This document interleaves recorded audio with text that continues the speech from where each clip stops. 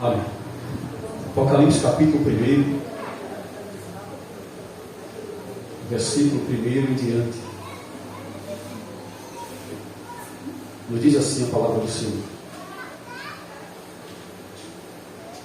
Do versículo 1 ao versículo número 3.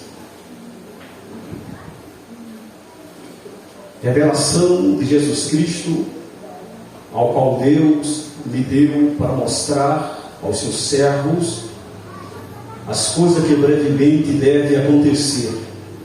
E pelo seu anjo as enviou e as notificou a João, seu servo, o qual testificou da palavra de Deus e do testemunho de Jesus Cristo e de tudo que tem visto.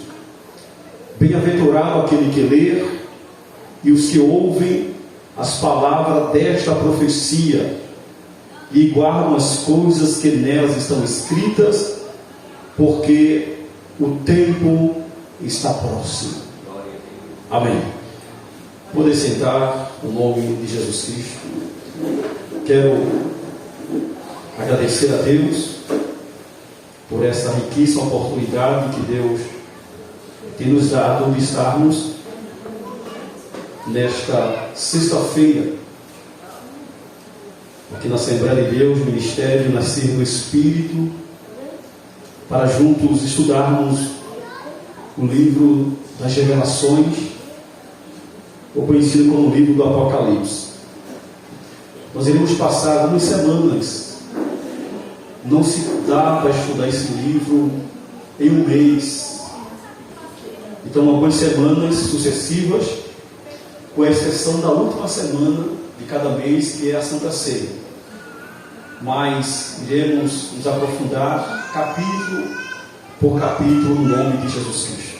Hoje é o primeiro dia e por isso estamos estudando o capítulo 1, no nome de Jesus. Meus amados irmãos e irmãs, para nós entendermos esse livro de Apocalipse, que é um livro misterioso, cheio de enigmas, sinais e ao mesmo tempo cheio de revelações. É um livro que é amado por muitos, desejado pela igreja.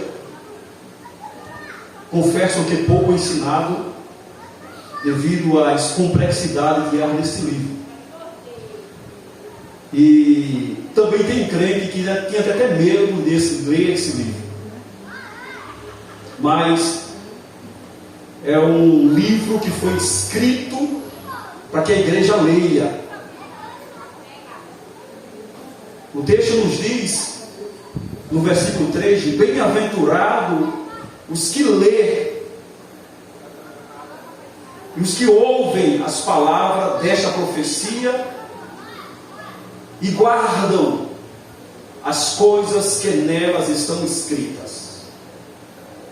Por uma razão, porque o tempo está próximo. Então esse livro, ele é desejado sim pela igreja. Nós louvamos a Deus por esse privilégio de podermos estudarmos esse livro por esses dias. Pois bem, antes de falarmos a respeito do livro, é preciso entender que existe pelo menos 4 linhas de interpretação deste livro. A primeira linha é conhecida como uma visão preterista. São 4 visões, ou 4 linhas de interpretação. Das 4, cada ensinador, ele baseia-se em uma interpretação e despreza as outras 3. Porque não tem como seguir as 4 visões, que são totalmente diferentes. A primeira visão de interpretação deste livro é chamada de visão preterista. A segunda visão é a visão idealista. A terceira visão é a visão futurista. E a quarta visão é a visão histórica. Eu quero explicar para os irmãos Que visões são essas? Observe, quando eu falo de visão, eu falo de linha de interpretação. A pessoa lê o livro já com uma visão de interpretar este livro. Então, algumas pessoas, alguns estudiosos, ele acredita que a visão correta de ler esse livro é a visão preterista. O que é a visão preterista? Os preteristas, eles acreditam que este livro, ele já aconteceu, já se cumpriu por completo no primeiro século. Observe a expressão preterista, daquela ideia de verbo pretérito, perfeito. Então, quando se fala em pretérito, fala em algo que aconteceu. Então, quem estuda com essa visão preterista, ele já segue a visão de que todo o livro de Apocalipse se cumpriu. E esta não é a nossa visão, porque esse texto fala de uma visão do futuro. Então esse livro ele não se cumpriu no primeiro século. A segunda visão é conhecida como visão idealista. Quem acredita nessa visão de interpretação, eles veem que os símbolos de figura, como é apresentado, é uma disputa entre o bem e o mal. Então ele vê, a visão de idealista é que este livro é apenas uma disputa entre o bem e o mal. Também não é a nossa visão idealista, não é apenas uma ideia. Esse livro não é apenas uma ideia de uma disputa entre o bem e o mal. A terceira visão é a visão histórica. A visão, quem estuda esse livro com a visão histórica, ele acredita que este livro é apenas um livro histórico. Eles acreditam que esse livro é apenas um livro de fábula e não uma revelação profética de Deus. Por isso nós também descartamos esse tipo de visão. Então, para interpretar esse livro, nós interpretamos com uma visão futurista. Essa é a nossa visão, essa é a visão que eu entendo que o livro é o mais adequado para se interpretar. O que seria uma visão futurista? É aquela visão que crê que os eventos do Apocalipse eles são reais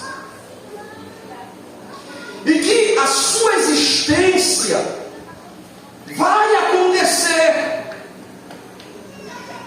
que os fatos nela apresentados são verdadeiros, como o arrebatamento, como as 4 testemunhas, como a besta, como a volta de Cristo, o Armagedon, como a inauguração do milênio, como o juízo final. Quem crê que isso vai acontecer é que tem a visão futurista.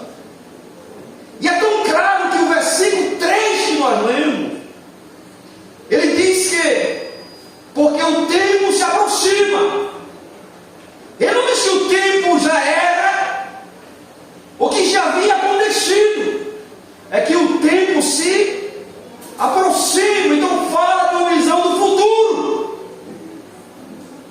Então essa é a nossa linha de interpretação de uma visão futurista. Também quem lê este livro, eles defendem que existe correlação ao arrebatamento da igreja. Talvez algum já ouviu falar provavelmente sobre isso. Eles defendem que a igreja será arrebatada antes da grande tribulação. Tem pessoas que acreditam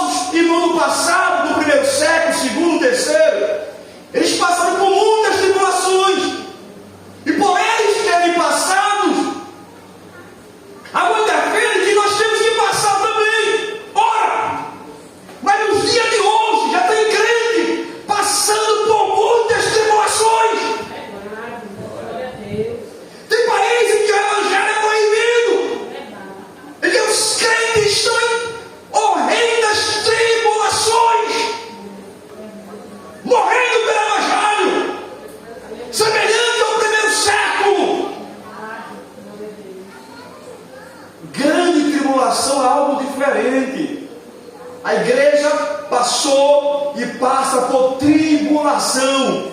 Mas o que o Apocalipse nos apresenta é uma grande tribulação, como nunca houve antes. Nunca aconteceu a grande tribulação antes. Apenas esse período de 7 anos que vai acontecer. Então não é para a igreja. A igreja está livre, graças a Deus, desse período de sofrimento, terrível, de uma grande tribulação.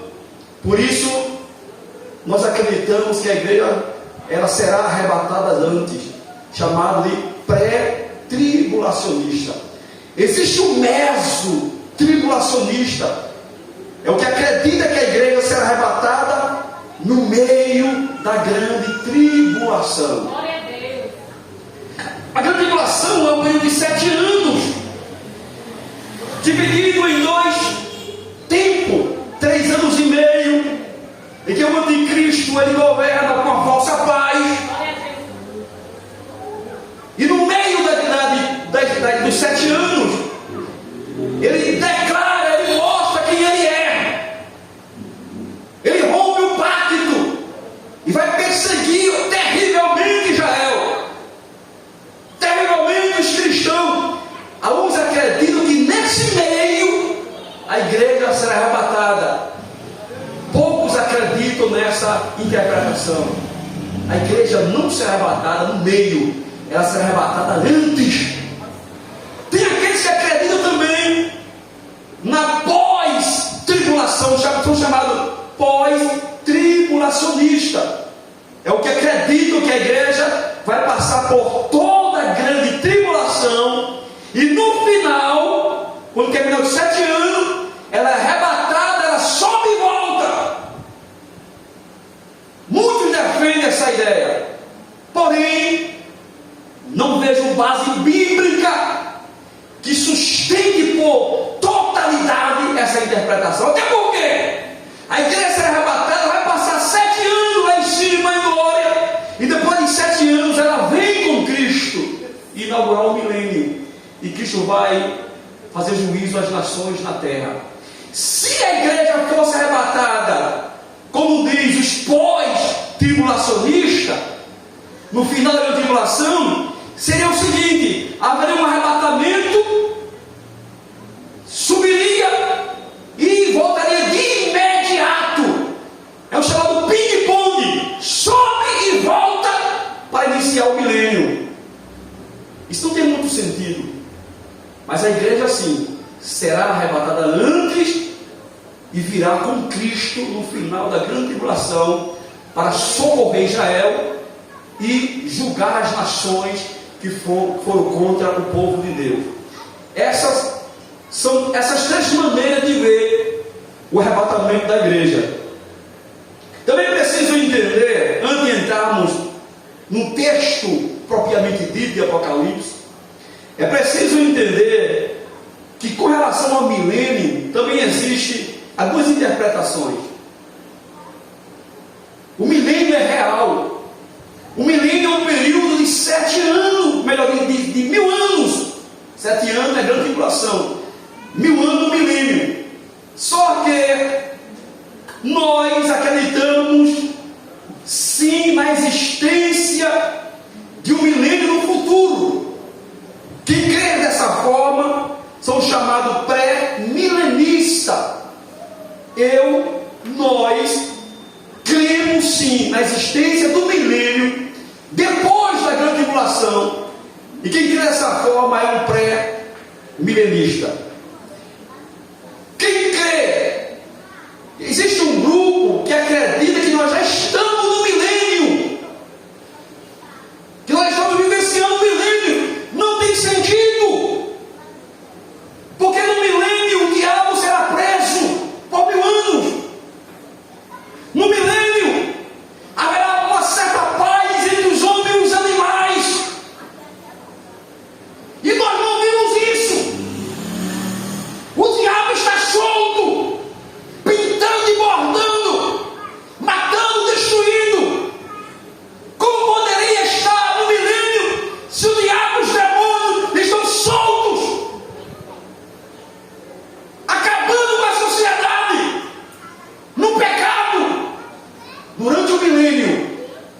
pecado irá diminuir. E quem morrer com 100 anos, morreu novo. Nós não acreditamos nessa visão pós-milenista. E com relação ao milênio também, tem aquele chamado de amilenista. Amilenista é aquele que não crê na existência do milênio. Entendendo isso, nós iremos agora entrar no capítulo 1 e o versículo 1 do livro de Apocalipse. Observe bem, esse livro ele começa com o apóstolo João sendo lançado na ilha de Patmos. Essa ilha de Patmos ficava na Turquia, ou fica na Turquia. Essa ilha de Patmos era uma ilha em que era aprisionado algumas pessoas, alguns marginais, pessoas mal da sociedade, para que eles trabalhassem até morrer. E esse era o intuito de colocar João naquela ilha, para que ele trabalhasse até morrer, sofresse até morrer, viver como escravo, trabalhando constantemente até a morte. Mas foi no meio daquela luta que João, ele viu o céu aberto. Muita gente é no meio das lutas que nós vemos mais a presença de Deus. Às vezes é no meio da dificuldade e que nós mais sentimos a presença dele, porque mais nós buscamos. Quem achava que ia acabar com João naquela ilha, enganoou-se. Porque naquela ilha João teve a maior revelação da sua vida. E nessa revelação ele recebe uma ordem de escrever as 7 igrejas da Ásia. Observe o versículo 1 em diante. Revelação de Jesus Cristo, ao qual Deus lhe deu para mostrar ao seu servo as coisas que brevemente devem acontecer. Visão futurista. E pelo seu anjo as enviou e as notificou a João, seu servo, o qual testificou da palavra de Deus e do testemunho de Jesus Cristo e de tudo o que tem visto. E o texto diz: bem-aventurado aquele que lê e que ouvem as palavras desta profecia e guardam as coisas que nelas estão escritas, porque o tempo está próximo. Nós temos aqui revelação. O que é uma revelação? É desvendar, descobrir. Então esse livro, ele nos descobre as verdades sobre Jesus e o futuro. O texto nos diz que esse texto foi entregue a João, o seu servo. João recebe a visita de um anjo. E esse anjo, ele se identifica como o servo de Deus. Esse anjo se identifica como o mensageiro do Senhor. E que João escrevesse este livro, mandasse para as 7 igrejas da Ásia. E estava claro que esse livro seria bem-aventurado aquele que lê. Então leia esse texto, leia esse livro. Não somente ler, é obrigação também dos líderes da igreja. Lê este livro na igreja, porque mais nos aproxima de Deus. Do versículo 4 ao 6, João entende e recebe a revelação sobre a santificação Santíssima Trindade. Versículo 4 ao 6, está revelada a Santíssima Trindade. Observe o que diz o texto. O versículo 4 diz: João, as 7 igrejas que estão na Ásia, graça e paz seja convosco, da parte daquele que é, e que era, e que há de vir. Está falando do Pai, a pessoa do Pai. Segundo, e dos 7 Espíritos que estão diante do seu trono. Está falando do Espírito Santo. Quando ele usa a expressão dos 7 Espíritos, 7 Espíritos são 7 manifestações do Espírito Santo. E essas 7 manifestações estão registradas em Isaías, no capítulo 11, e o versículo de número 2. Ele também apresenta no versículo 5, e da parte de Jesus Cristo, que é a fiel testemunha, o primogênito dos mortos e o príncipe dos reis da terra. Observe, está bem claro aí nesse texto a existência da Santíssima Trindade. Meus amados, uma das maiores doutrinas bíblicas como base da igreja é crer na Santíssima Trindade, no Pai, no Filho e no Espírito Santo. Uma igreja que não crê na existência da Santíssima Trindade é uma igreja que está fora da Bíblia, considerada uma seita. Aqui bem pertinho do Novo Testamento, faz poucos dias, que abriu-se uma igreja, não vou citar o nome, e que eles são unicistas. O que é ser unicista?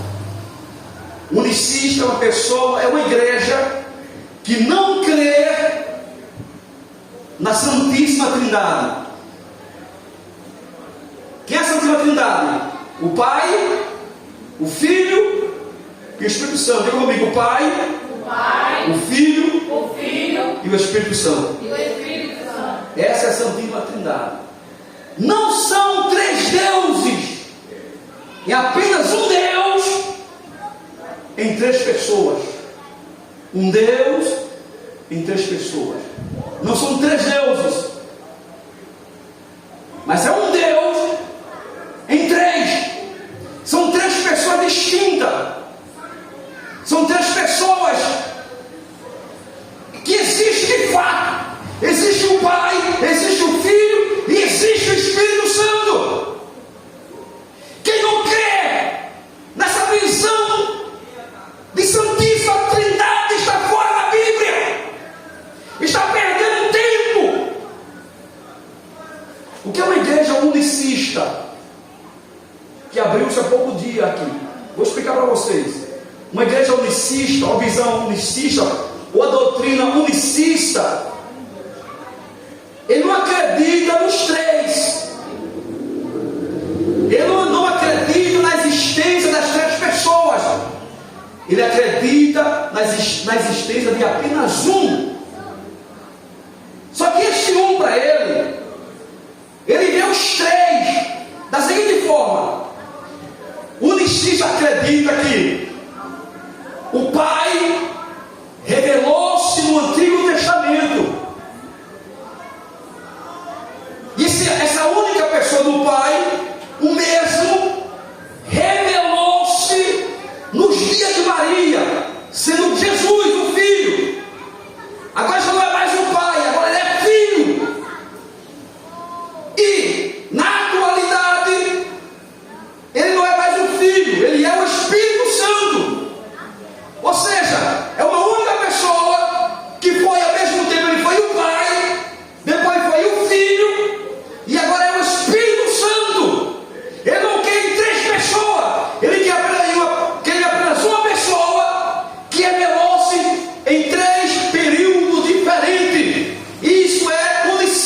injustiça.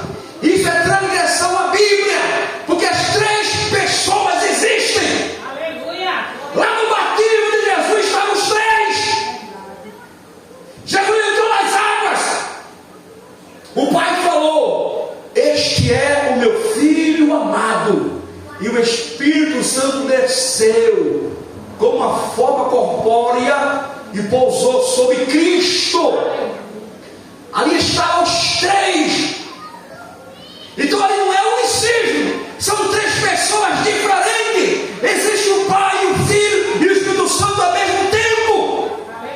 Então João está apresentando o céu, o anjo está apresentando a João a existência de três pessoas: o Pai, o Filho e o Espírito Santo. Jesus disse: coração batismo, batizar em nome do Pai e do Filho e do Espírito Santo. Isso não é ser unicista. Nós descartamos essa doutrina. Isso é seita. Isso não é bíblico. Nós vamos ter uma ideia. Lá em Gênesis capítulo 1 e versículo 1. Vejam o que seria crer na Trindade. A Trindade, ela é uma unidade composta. É um Deus em três pessoas. Unidade composta.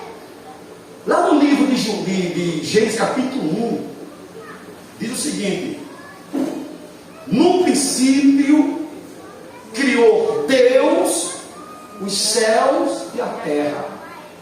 A palavra Deus ali no hebraico é Elohim. E Elohim significa deuses. Como a nossa tradução para a nossa língua portuguesa, ela veio e escreveu no singular, com uma unidade composta. A palavra Elohim, ela se refere, pode se referir, ela aparece diversas vezes na Bíblia. Às vezes se refere a Deus, às vezes se refere a uma autoridade humana, às vezes se refere a uma divindade pagã. Então, tanto pode ser usado em relação a Deus, como aos homens de autoridade, juízes, como se refere também a deuses pagãos. A diferença é que toda vez que se refere a Deus, ele aparece no singular. Não aparece a expressão, por exemplo, no princípio criou os deuses, os céus e a terra. Toda vez que aparece que foi com relação a Deus, está no singular. No princípio criou Deus, os céus e a terra. Deus, Elohim. Então a palavra Elohim ali está no plural, no hebraico, nos informando que é mais de uma pessoa. No princípio criou Elohim, plural, Deus. No hebraico está deuses. No princípio criou deuses, os céus e a terra, seguido do singular, nunca do plural. Um outro exemplo que nós entendemos sobre Elohim, essa mesma palavra Elohim, ela aparece lá no Salmo 82. Tanto aparece com relação a Deus, como com relação a autoridades humanas. Olha a tua Bíblia lá e confere. Na nossa Bíblia portuguesa, nós não vamos perceber isso, porque a nossa tradução, ela tem essa certa fragilidade de entender alguns certos textos bíblicos, de interpretação, melhor, de escrita, quando ela foi traduzida, seria a melhor expressão, de tradução. Muitos textos bíblicos, a nossa língua portuguesa tem dificuldade de traduzir o sentido real que veio do hebraico. Então, no Salmo 82, o versículo 1 diz o seguinte: vamos ver pelo menos dois versículos, o versículo 1 e o versículo de número 6. Observe o que diz o versículo 1. Deus está na congregação dos poderosos, meio dos deuses.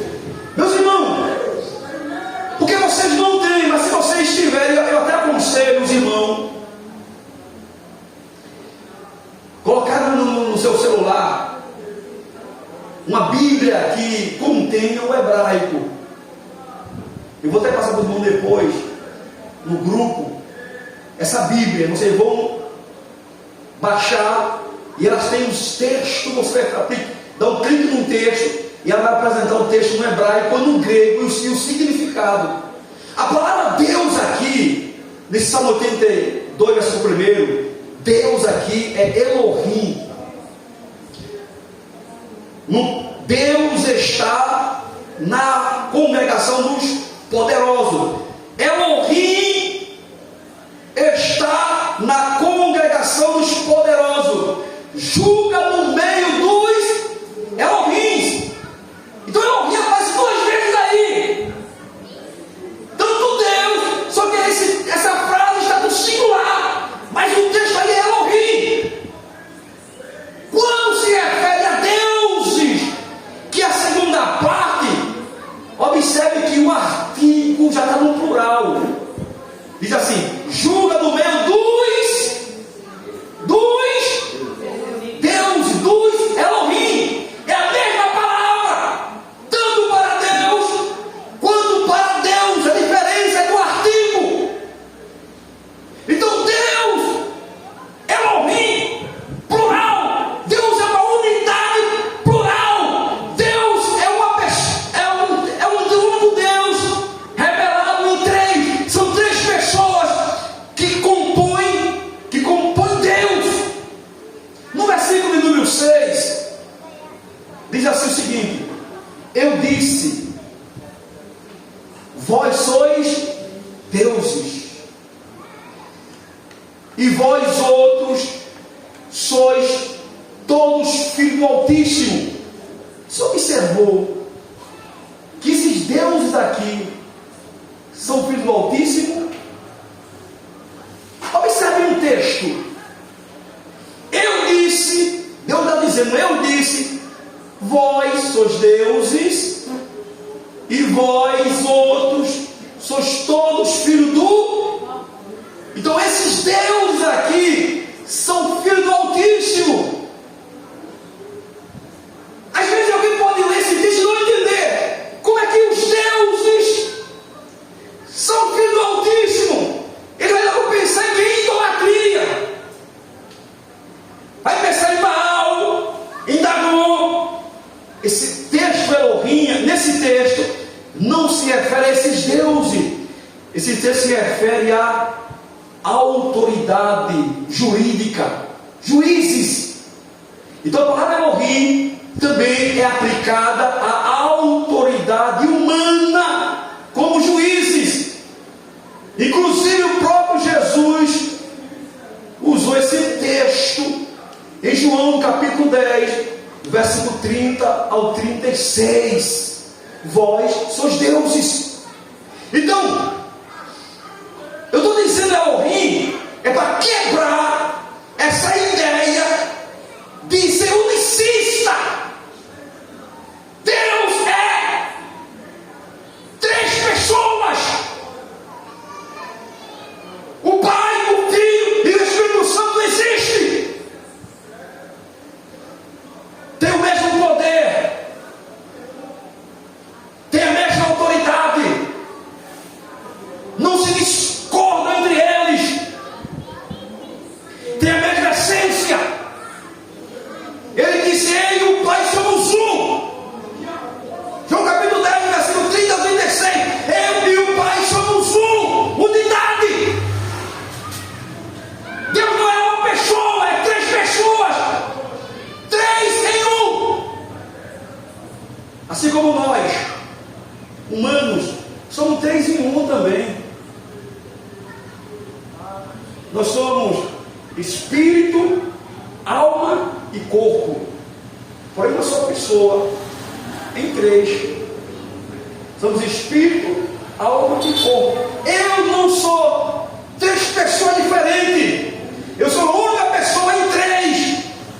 Você é uma pessoa em 3. Você Você tem espírito, você tem a sua alma, você tem o seu corpo. Isso é o entendimento também da Trindade Santa, o Pai, o Filho e o Espírito Santo. Então João apresenta nesse versículo 4 ao 6 essa Santíssima Trindade. O Pai, ele diz, é aquele que é, e que era, e que há de vir. O Espírito Santo, voltando para Apocalipse, capítulo 1, versículo 4 ao 6, quando ele se refere ao Espírito Santo, ele diz: os 7 Espíritos, ou seja, os 7 Espíritos é apenas um Espírito apresentando 7 manifestações. Isaías teve o entendimento e a visão dessas 7 manifestações. Isaías capítulo 11, versículo de número 2, ele diz o seguinte, ele vai mostrar aqui essas 7 manifestações do Espírito Santo. O texto diz: os 7 Espíritos. Quais são os 7 Espíritos? Isaías capítulo 11, versículo 2: e repousará sobre ele o Espírito do Senhor, é o primeiro. Segundo, o Espírito de sabedoria, o Espírito de inteligência, o Espírito de conselho, o Espírito de fortaleza, o Espírito de conhecimento e de temor do Senhor. Aqui estão as 7 manifestações do Espírito. Não são 7 Espíritos Santos, são 7 manifestações do mesmo Espírito Santo. Depois João vai apresentar Cristo no versículo em Apocalipse capítulo 1, e o versículo 5 diz: e da parte de Jesus Cristo, que é fiel testemunha. Segundo, o primogênito dos mortos e o príncipe de toda a terra. Então, primeira coisa, ele é a fiel testemunha, ou seja, ele é uma testemunha verdadeira. Ele não pactua com mentira. Mentira não faz parte da sua essência. Ele é uma testemunha verdadeira.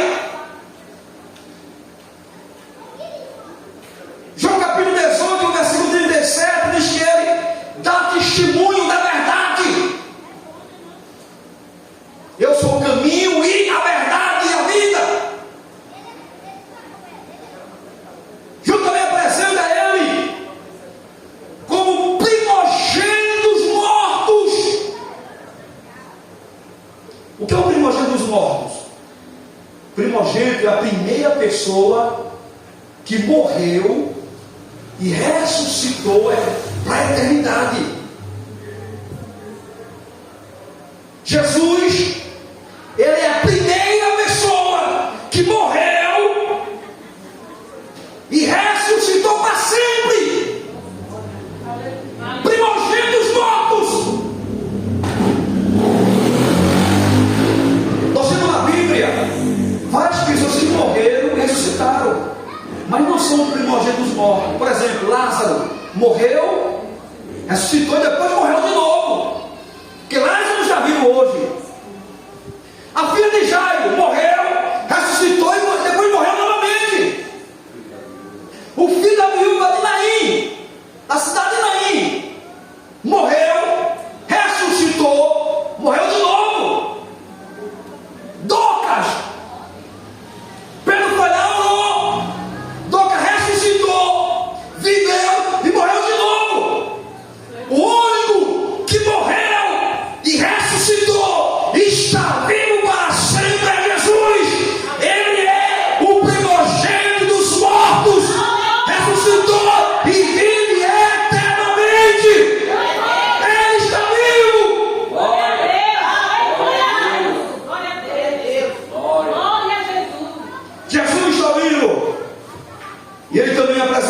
como príncipe dos reis da terra. Como príncipe, ele é príncipe do rei da terra, ele é o rei dos reis, ele é o Senhor dos senhores. Apocalipse capítulo 1, versículo 9 ao 11, fala sobre esse arrebatamento em espírito. Observa bem, versículo 9 ao 11, somente no versículo 10: eu fui arrebatado em espírito no dia do Senhor, e ouvi detrás de mim uma grande voz como de trombeta, que dizia: o que vê, escreve-o no livro e envia-o às 7 igrejas que estão na Ásia, a Éfeso, a Esmirna, a Pérgamo, e a Tiatira, e a Sardes, e a Filadélfia, e a Laodiceia. Chegamos aqui, João expressando esse arrebatamento em espírito. Fui arrebatado em espírito. É uma expressão que indica uma atividade especial do Espírito Santo na vida de João. Foi arrebatado em espírito no dia do Senhor. O dia do Senhor é o domingo. No dia do domingo. É por isso que a igreja está dando ênfase aos cultos ao domingo. No dia de domingo, João foi arrebatado em espírito. No dia de domingo, Jesus ressuscitou. Então ele agora, ele vai apresentar no versículo 12 ao 16, fala sobre os 7 castiçais de ouro. Versículo 12, olha o que diz o texto bíblico. E quando João foi arrebatado em espírito, ele diz assim: e virei-me para ver quem falava comigo. E virando-me, vi 7 castiçais de ouro. E no meio dos 7 castiçais, um semelhante ao Filho do Homem. Quando João vira, ele já está no céu arrebatado em espírito. Quando ele vira, ele viu 7 castiçais de ouro, 7 lamparinas de ouro, que representa as 7 igrejas da Ásia, que representa a igreja de Cristo. E ele viu que no meio dos 7 castiçais de ouro estava o Filho do Homem, estava o próprio Jesus. E ele vai descrever a sua aparência, como ele viu. Diz que ele estava vestido aos pés de uma veste comprida. Vestido aos pés de uma veste comprida. Ele tinha um vestido comprido. Eu quero aqui deixar uma coisa bem interessante. É que algumas pessoas acham que Jesus ele tem uma tatuagem na coxa. Eu vou falar sobre isso. Alguns dizem que Jesus tem uma tatuagem na coxa, escrita. Não está escrito? A tatuagem que ele descreve na Bíblia, a Bíblia fala sobre isso, como fiel e verdadeiro, como testemunha, como o Deus maravilhoso. Alguns querem defender que Cristo tinha uma tatuagem. Na verdade, a inscrição não estava na coxa, mas no vestido, em cima da coxa. Porque o vestido que ele estava era um vestido longo. João viu que o vestido, ele ia vestido aos pés de um vestido comprido. Então ele parte do ombro estava apenas um vestido comprido, cobrindo todo o seu corpo. E João viu também que ele estava cingido pelo peito com uma cinta de ouro, e a sua cabeça e cabelos eram brancos como a lã branca, como a neve, os olhos dele como a chama de fogo, os seus pés semelhante ao latão reluzente, como se tivesse sido refinado numa fornalha, e a sua voz como a voz de muitas águas. E ele tinha na sua destra 7 estrelas, e da sua boca saía uma aguda espada de 2 gumes, de 2 fios, e o seu rosto era como um sol, quando na sua força resplandecente. Quando João viu aquele ser glorioso, aquele sangue brilhar mais do que o sol, e pelo meio-dia, João cai aos seus pés, como morto. Eu já ouvi algum pregador dizer que João morreu ali. João não morreu. João caiu como morto. Ele não morre. Por que não morre? Porque ele estava em espírito. O texto nos diz, no versículo 10, que ele foi arrebatado em espírito. Se ele está em espírito, ele não morre. Quando ele viu aquele ser no meio do céu, cabeçado de ouro, cheio de glória, cabelos brancos, seus pés reluzentes, ele viu aquele ser glorioso e ele caiu nos seus pés. E quando ele cai nos seus pés, nos diz a Bíblia que ele disse: não temas, eu sou o primeiro e o último. Não temas, não. Eu sou aquele que vive, fui morto, mas eis aqui, estou vivo para todo sempre, amém. Eu tenho a chave da morte e do inferno. Escreve as coisas que tem visto, e as que são, e as que depois desta hão de acontecer.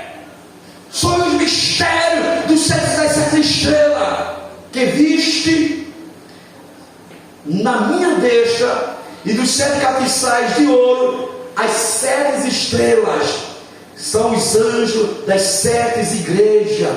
Anjos aqui são as autoridades da igreja. Eram quantas igrejas? 7. Cada igreja tem um líder, cada igreja tem um anjo, cada igreja tem um pastor. Então, quando a Bíblia nos diz 7 estrelas, se refere às 7 pastores, ou 7 líderes da igreja. Os 7 castiçais são as 7 igrejas. No versículo 20, ele interpreta o que são castiçais e o que são estrelas. Estrelas são os líderes das igrejas, e os castiçais são as próprias igrejas. Então João vê essa aparência de Jesus, e nós vamos encerrar por aqui, o tempo não nos dá mais. Que seus pés vestido de um vestido comprido, cinto de ouro puro, esse cinto estava em volta do seu peito. Esse cinto é uma marca de realeza triunfante. Os cabelos brancos representam pureza e santidade. Cabelo branco aqui não é velhice, não é um velhinho. Branco é pureza, branco é santidade. Os seus olhos como chama de fogo, fala da profundeza da sua sabedoria e do seu justo julgamento. Os seus pés semelhantes ao latão reluzente, é um bronze refinado. Isso fala de resistência, isso fala de triunfo sobre Satanás pelo sacrifício na cruz. Ele venceu o diabo na cruz do Calvário com o seu sacrifício. a sua voz como de muitas águas. Isso fala de autoridade da sua voz. Isso fala de poder na sua palavra. Na destra havia 7 estrelas, 7 pastores, e saía da sua boca uma espada de 2 gumes, que representa a poderosa palavra de Deus. Meus amados irmãos e irmãs, eu estou encerrando por hoje. Nós vimos apenas uma base no capítulo 1. Aqui é como se fosse uma introdução, e nós iremos nos aprofundar nas próximas aulas, no capítulo 2, capítulo 3, capítulo 4, e assim se segue. Amém? Que Deus nos abençoe, no nome de Jesus Cristo. Nos abençoe a igreja, e peço aos irmãos que estejam presentes nas próximas sexta-feira, no nome santo de Jesus Cristo. Amém.